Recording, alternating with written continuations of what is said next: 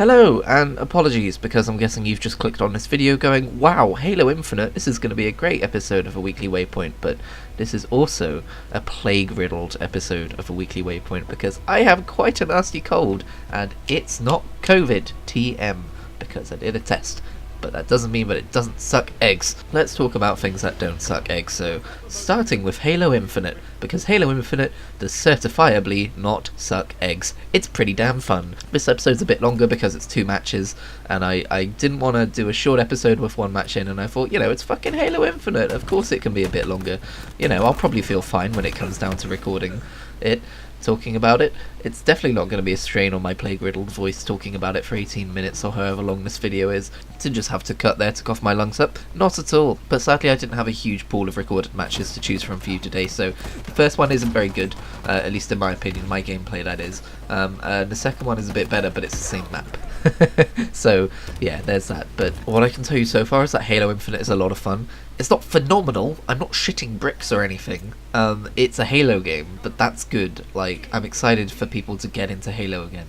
The reason I'm probably not as hyped about it, maybe, after playing it as a lot of people are, is probably because I got my introduction to Halo very recently. I've spent like the last year playing a lot of the Master Chief Collection, so I'm already very much well versed in Halo, and I feel like a lot of people haven't touched Halo for a long time because they've already had access to the Master Chief Collection for a long time, and so this isn't just like a really good Halo game, it's also a Halo game that everyone's going to be playing, One shining thing I do just want to pick out though, is the sound design. You probably can't hear it that well because the audio is obviously brought down a bit because I'm talking all over it, but the sound design is amazing. One problem I've had with previous Halo games, not the more modern ones that are already out, but definitely with some older ones, is that you can't, it feels blunt when you're hitting enemies, if compared to other shooter games, it misses that kind of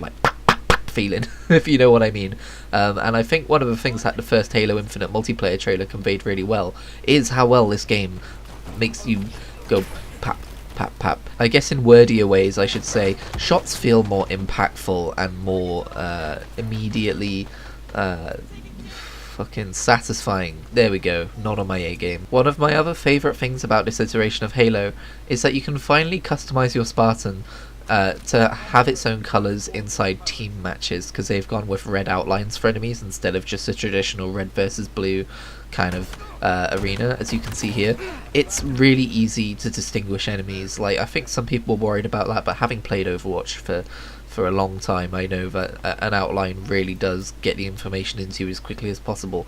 There's also accessibility options I haven't played with yet that lets you change those colours. I'll probably end up changing it to purple versus pink like I did in Overwatch, because they're the cooler colours. Or I might have just done purple versus red in the end, I'm not sure, I don't remember. Go back and watch my old Overwatch clips if you like, I'm not going to. I had a great time playing Halo Infinite, but I think something that's really going to help me get into the game when it actually launches is, the wide variety of maps and the cosmetic systems and the progression and stuff like that. When you're playing a beta, it's very much like you are here for the gameplay, the immediate gameplay alone. I'm definitely underselling it here, by the way, it is a fantastic game. I didn't have a huge amount of time to play this weekend because my aunt came down to visit, which was lovely, and they'll be doing another thing of these next weekend, I believe, with Big Team Battle.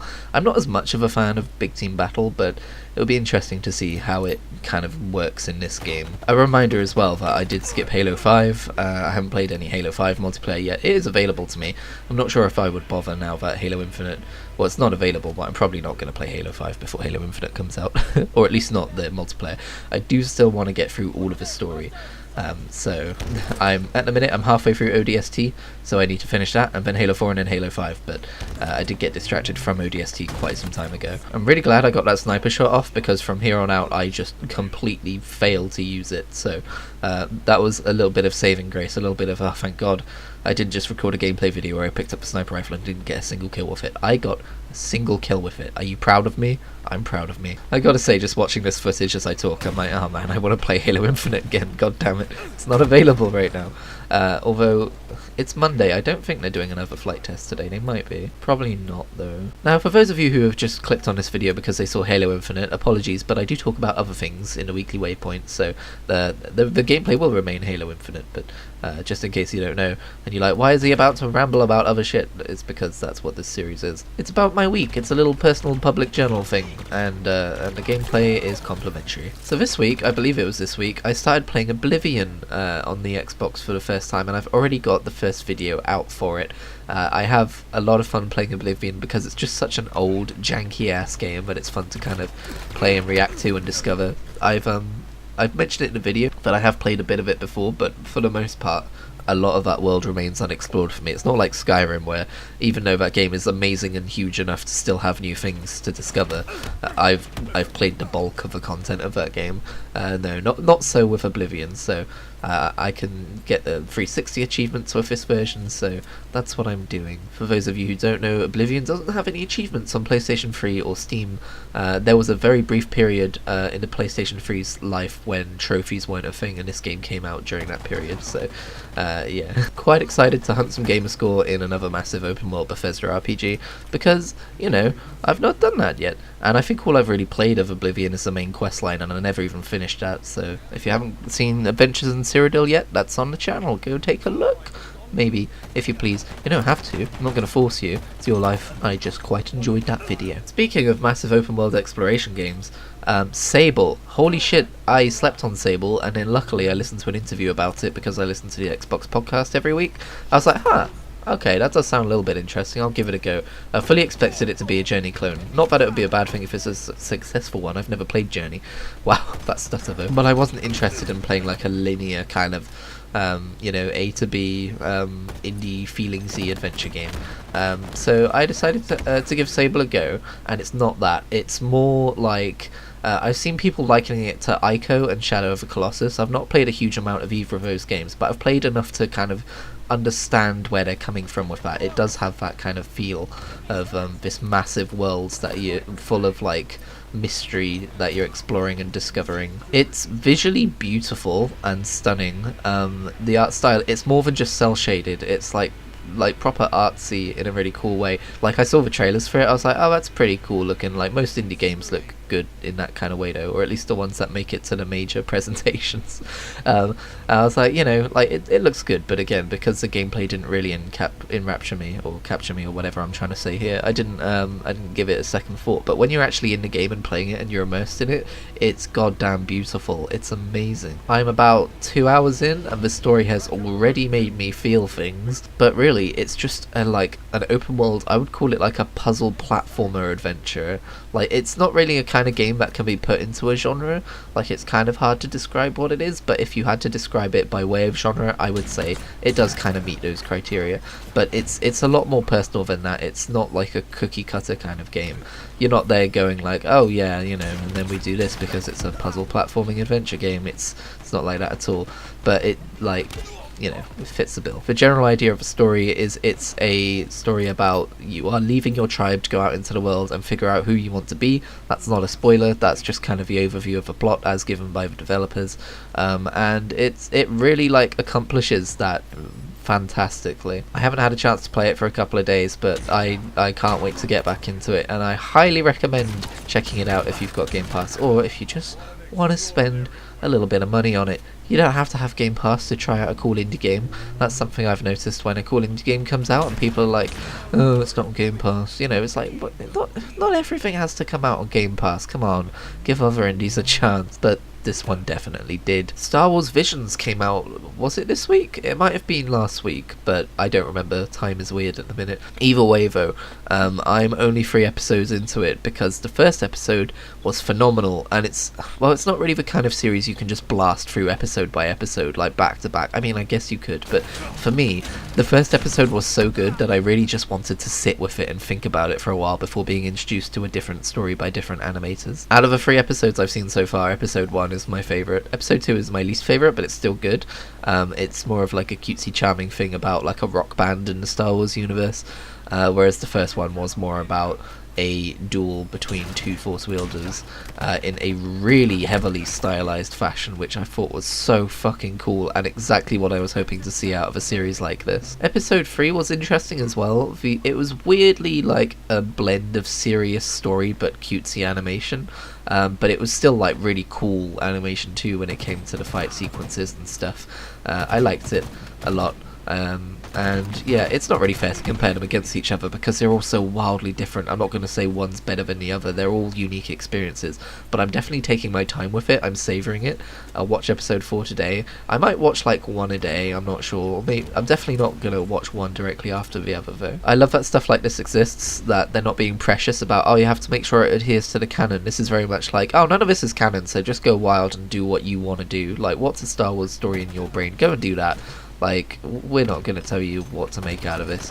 And I think that comes across as well. I don't think anyone's going to be watching this going, wait, when did this take place? You know, oh, what does this mean for the grand narrative of Star Wars? Like, it's not about that. I'll quickly talk about the gameplay here. I never got to use the skewer, sadly, but the first game I ever played, my first kill was with a skewer, and it was amazing. My first ever kill in Halo Infinite was with a skewer, and I love that. Another game I've been playing lately, surprisingly, is Pokémon Go. I don't remember what prompted me to reinstall it and get back into my account, which is something that's always difficult for me to do whenever I've not been playing for a while, but I did. I've been playing it, and I'm having a pretty good time in it. I first started playing Pokemon Go when it first came out, and it was on a phone that couldn't run it very well, and on a plan that kind of made me worry about my data while I was playing it, but now I've got a much better phone and a much better plan, and I'm just kind of like not restricted in that way, and couple that with the fact that I've been trying to get out on walk on days when I don't work. It's cool. I don't always play it while I'm walking around. I actually play a surprising amount of it just sat in my own home, just like every few hours popping it open and seeing what's about. I don't live near a Pokestop or anything like that, sadly, but that would be amazing if I did. That's like, that's almost cheating. But one aspect of Pokemon Go I've always really enjoyed is the incentive to keep capturing Pokemon that you already own, because then you can get more powerful ones, and then you can like send the other Pokemon to the professor in order to receive Pokemon candy. You're not crushing Pokemon down for their grains. It's not like that. It's not that dark, according to Nintendo or Niantic. I don't really know the relation there. But I love that you can do that and then just kind of absorb Pokemon into each other in that way, and keep the strongest one. And yeah, I've always loved that. But another thing I really like about it, which I've been doing for the first time lately, is more of the battling side of things. It's nice to have this kind of collection of Pokemon that I've slowly built up over years, to be able to actually use in battles and stuff. I still don't have like a really good team of like really high combat power Pokemon or anything like that, but it's nice to have them. I found out that sometime early in 2020 I caught a shiny Spoink. Didn't know I had a shiny Spoink, but it's a shiny Spoink. I don't think it's an event Pokemon either. I think it's just a regular ass shiny Spoink, so I should be able to transfer that to my Pokemon home, which is pretty cool.